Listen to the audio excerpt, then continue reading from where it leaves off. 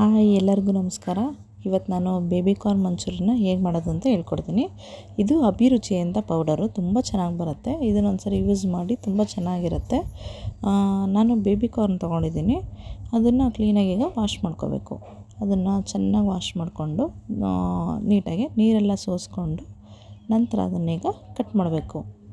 ಇದನ್ನು ನಿಮಗೆ ಯಾವ ಶೇಪಲ್ಲಿ ಬೇಕೋ ಅದನ್ನು ಆ ರೀತಿ ಕಟ್ ಮಾಡ್ಕೊಳ್ಳಿ. ನಾನು ಸ್ವಲ್ಪ ಸಣ್ಣ ಸಣ್ಣದಾಗಿ ಉದ್ದದಾಗಿ ಈಗ ಕಟ್ ಮಾಡಿದ್ದೀನಿ. ನಿಮಗೆ ಯಾವ ರೀತಿ ಬೇಕೋ ಆ ಥರ ನೀವು ಕಟ್ ಮಾಡಿ. ಈಗ ನೋಡಿ, ಒಂದು ಇದರಲ್ಲಿ ಅರ್ಧ ಭಾಗ ಮಾಡಿ ಈ ರೀತಿನಾದ್ರೂ ಕಟ್ ಮಾಡ್ಬೋದು. ನಿಮಗೆ ಯಾವ ರೀತಿ ಅಡ್ಜಸ್ಟ್ ಆಗುತ್ತೆ ಆ ರೀತಿ ಮಾಡಿ. ಅದನ್ನು ಯಾವ ರೀತಿನಾದ್ರೂ ಕಟ್ ಮಾಡಿಕೊಂಡು ಚೆನ್ನಾಗಿ ಬರುತ್ತೆ.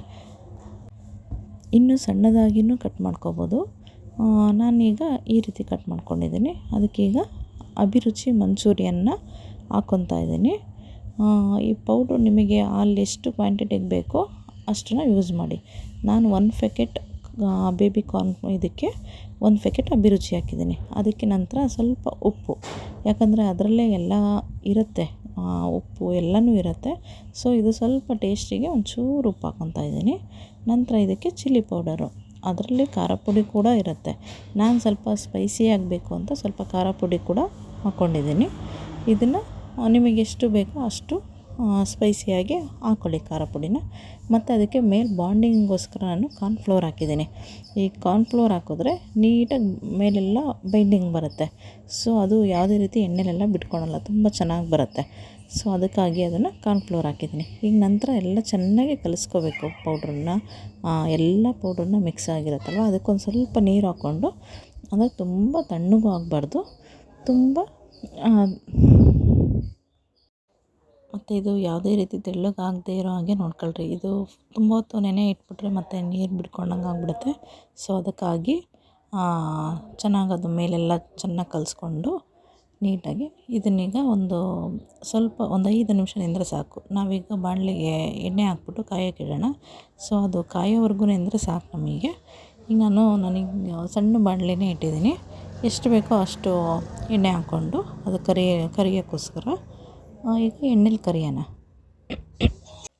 ಈಗ ಚೆನ್ನಾಗಿ ಎಣ್ಣೆ ಕಾದಿದೆ. ಸೊ ಈಗ ಎಣ್ಣೆಗೆ ಹಾಕಿ ಕರಿಯೋಣ. ಅದನ್ನು ಒಂದೊಂದೇ ಸಿಂಗಲಾಗಿ ಹಿಂಗೆ ಕೈಯಲ್ಲಿ ಬಿಟ್ಟರೆ ತುಂಬ ಚೆನ್ನಾಗಿ ಬರುತ್ತೆ. ಅದು ಒಂದಕ್ಕೊಂದು ಅಂಟ್ಕೊಳೋದಾಗಲಿ ಯಾವುದು ಇದಾಗಲ್ಲ, ತುಂಬ ಚೆನ್ನಾಗಿ ಬರುತ್ತೆ. ಇದನ್ನು ಫಸ್ಟಿಗೆ ಜೋರು ಉರಿ ಇಟ್ಕೊಂಡು ಹಾಕ್ಬಿಟ್ಟು ಆಮೇಲೆ ನಂತರ ಸಣ್ಣ ಉರಿ ಮಾಡ್ಕೊಳ್ಳಿ. ಯಾಕಂದರೆ ಅದು ಚೆನ್ನಾಗಿ ಬೇಯಬೇಕಲ್ವ, ಅದಕ್ಕೆ ಸಾಸ್ ಇದ್ದರೆ ತುಂಬ ಚೆನ್ನಾಗಾಗುತ್ತೆ. ಇದು ಟೊಮೊಟೊ ಕೆಚಪ್ಪು. ಸೊ ಈ ಕೆಚಪ್ನ ಅದ್ರ ಜೊತೆಗೆ ಹಾಕ್ಕೊಂಡು ತಿನ್ನೋಕ್ಕೆ ತುಂಬ ಚೆನ್ನಾಗಿರುತ್ತೆ. ಇದೆಷ್ಟೋ 150 ಎಷ್ಟೋ ಇದೆ. ನೋಡಿ, ನಿಮ್ಮ ಮನೇಲಿ ಯಾವುದು ಇದೆಯೋ ಅದನ್ನು ಹಾಕ್ಕೊಳ್ಳಿ ಟೊಮೊಟೊ ಕೆಚಪ್ನ. ಈಗ ಈ ಟೊಮೊಟೊ ಕೆಚಪ್ ತುಂಬ ಚೆನ್ನಾಗಿ ಬರುತ್ತೆ. ನಂತರ ಇದನ್ನು ಚೆನ್ನಾಗಿ ಕ್ರಿಸ್ಪಿಯಾಗಿ ತುಂಬ ಚೆನ್ನಾಗಿ ಬಂದಿದೆ. ಅದು ಬೆಂದಿದ್ದು ಗೊತ್ತಾಗುತ್ತೆ. ನೋಡಿ ನಿಮಗೆ ಹೆಂಗೆ ಇದಾಗುತ್ತೆ. ಚೆನ್ನಾಗಿ ಎಣ್ಣೆಲಿ ಕರೆದ್ಬಿಟ್ಟು ಈಗ ಸಾಸ್ ಹಾಕ್ಕೊತಾ ಇದ್ದೀನಿ. ಅದ್ರ ಜೊತೆಗೆ ಅದನ್ನು ಹಾಕಿದಾಗ ತುಂಬಾ ಚೆನ್ನಾಗಿರುತ್ತೆ. ಬಟ್ ಎಷ್ಟು ಚೆನ್ನಾಗಿ ಬೆಂದಿದೆ ನೋಡಿ ಇದು.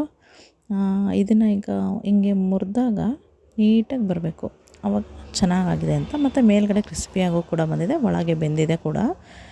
ತುಂಬ ಚೆನ್ನಾಗಿರುತ್ತೆ. ಸಾಸಿಗೆ ಹಚ್ಕೊಂಡು ತಿಂದರೆ ಸೂಪರಾಗಿರುತ್ತೆ.